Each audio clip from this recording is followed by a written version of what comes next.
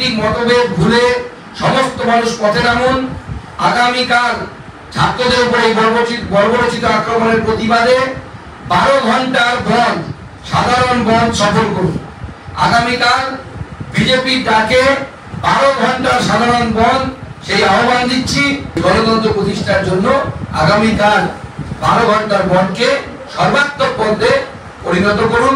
আমি ভারতীয় জনতা পার্টির সমস্ত কর্মীদেরকে, বিধায়ক, সাংসদ থেকে শুরু করে সমস্ত জনপ্রতিনিধিদেরকে এবং পদাধিকারীদেরকে এখান থেকে আহ্বান জানাচ্ছি যে আগামীকাল মানুষের কাছে যান, হাত জোর করে মানুষকে বলুন যে কালকের দিনটা একটু কষ্ট করুন, কালকে আপনার বাড়ির মেয়ের কথা চিন্তা করে, আপনার বাড়ির সন্তানের কথা চিন্তা করে 12 ঘন্টার সাধারণ বন্ধ সফল করুন।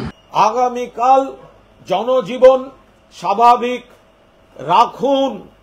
আমরা সর্বভারতীয় তৃণমূল কংগ্রেসের কর্মীদের অনুরোধ করছি, দয়া করে কোনো প্ররোচনায় পা দেবেন না।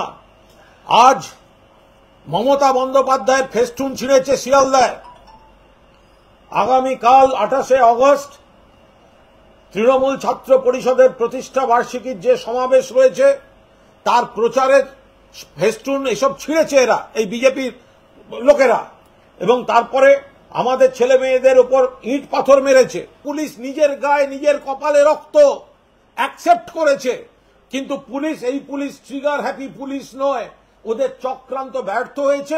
সঙ্গে সঙ্গে কালকে বাংলা বন্ধের ডাক দিয়েছে। ফলে এই বাংলা বন্ধের ডাক পুরোদস্তুর ব্যর্থ করুন।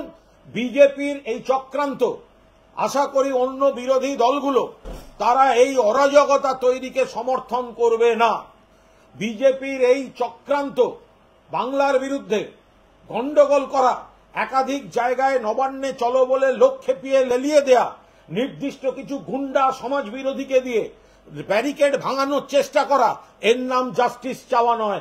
জাস্টিস দেবে সিবিআই, জাস্টিসের মামলা রয়েছে সুপ্রিম কোর্টে, সেটা ছেড়ে যারা নবান্নে যাচ্ছেন, আপনাদের কোন মুখ্যমন্ত্রী কোন ঘটনার জন্য ইস্তফা দিয়েছে লজ্জা করে না বলতে?